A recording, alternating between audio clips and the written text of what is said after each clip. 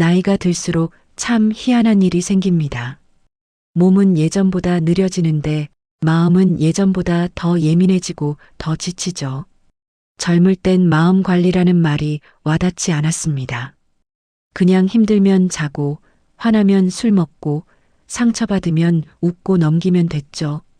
근데 어느 순간부터는 그게 잘 안 돼요. 조그마한 말 한마디가 오래 꽂혀 있고, 사소한 일에도 쉽게 걱정이 밀려오고, 관계도 예전처럼 편하지 않습니다. 그래서 오늘은 나이 들수록 반드시 지켜야 하는 마음 습관 7가지 이야기를 하려고 합니다.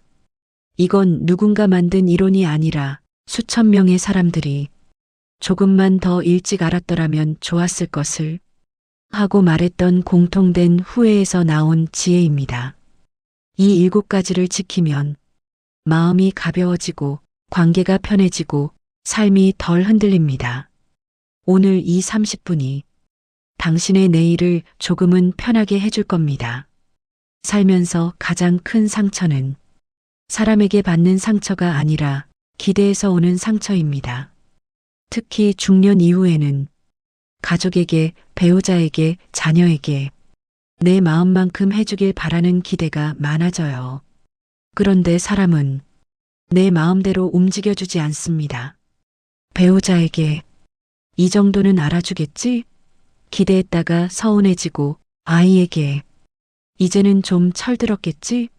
기대했다가 실망하고, 친구에게 저 사람이라면 꼭 내 편이 돼주겠지? 기대했다가 상처받습니다. 기대는 대부분 내 기준이지 상대 기준이 아닙니다. 그래서 나이가 들수록 내 마음을 지키는 제일 확실한 방법은 기대는 낮추고 감사는 높이는 것입니다. 누군가가 잘해줬다면 그건 당연한 것이 아니라 고마운 일입니다. 기대를 낮추는 건 사람을 포기하는 게 아니라 내 마음을 보호하는 지혜입니다.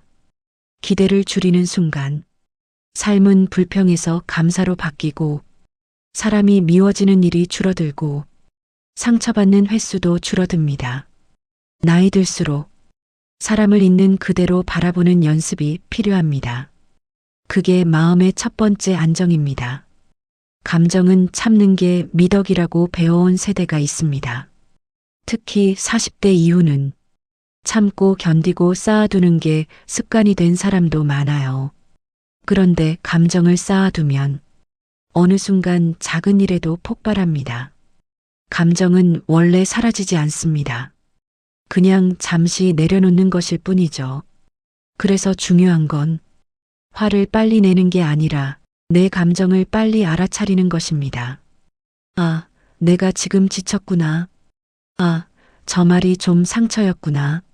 아, 이건 내가 예민해서 그렇구나. 감정을 알아차리는 순간 감정의 절반은 이미 풀립니다. 감정을 다룬다는 건 먼저 내가 어떤 상태인지 인정해주는 과정입니다. 감정을 쌓아두지 않으면 몸도 덜 아프고 사람과의 관계도 덜 망가집니다. 감정을 억누르는 게 어른이 아니라 감정을 다룰 줄 아는 사람이 어른입니다. 우리는 젊을 때 사람이 많이 필요하다고 생각했어요. 주변에 사람이 많으면 든든하고 인맥이 많으면 성공할 수 있을 것 같았죠. 근데 나이 들어보니 사람이 많으면 오히려 더 피곤합니다. 관계가 늘어나면 그만큼 신경 쓸 일도 감정 소모도 갈등도 늘어요.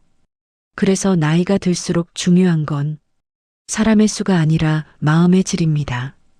내 마음을 편하게 하는 사람, 말 안 해도 나를 알아주는 사람, 나를 이용하지 않는 사람, 나를 비교하지 않는 사람. 그런 사람이 단 한 명이면 그걸로 충분합니다. 이제는 나를 지치게 만드는 관계는 줄이고 마음을 편하게 하는 관계를 키워야 합니다. 관계를 줄이는 건 외로움을 선택하는 게 아니라 지혜를 선택하는 겁니다. 내 에너지와 내 평화를 지키기 위한 선택. 나이를 지혜롭게 먹는다는 건 관계의 양을 줄이고 관계의 질을 높이는 것입니다. 우리는 늘 이렇게 말하죠. 나중에 하면 되지. 좀 더 여유 생기면 하지. 애들 크면 해야지. 일 끝나면 해야지. 근데 인생을 돌아보면 그 나중이 잘 오지 않습니다.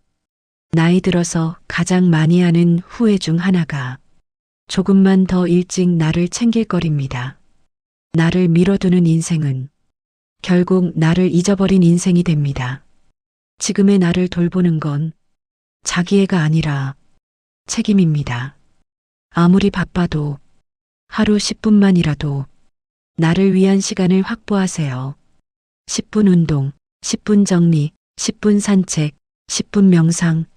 작아 보이지만 이 작은 실천이 10년 후 삶을 완전히 바꿉니다. 나이 들수록 나를 미루지 않는 습관이 삶을 건강하게 만듭니다. 인생을 돌이켜보면 평생 나를 괴롭힌 사람은 결국 나 자신입니다. 남이 나를 비난하면 금방 잊습니다. 근데 내가 나를 비난하면 몇 년이 지나도 기억에 남아요. 그때 왜 그랬을까? 내가 부족해서 그런 거야. 나는 왜 이 모양일까? 하지만 중요한 건 그때의 나는 그때의 최선을 다한 사람이라는 겁니다. 나는 늘 부족하다고 느껴지는데 사실은요, 우리는 항상 자기 인생에서 가장 힘든 시기를 견디고 있는 사람들입니다. 나에게 좀 더 따뜻해지세요. 누군가에게 하듯 나에게도 잘해줘야 합니다. 내가 나에게 너무 엄격하면 삶 전체가 딱딱해지고 사람 보는 눈도 날카로워집니다. 내가 나에게 따뜻해지면 세상이 조금 부드러워집니다.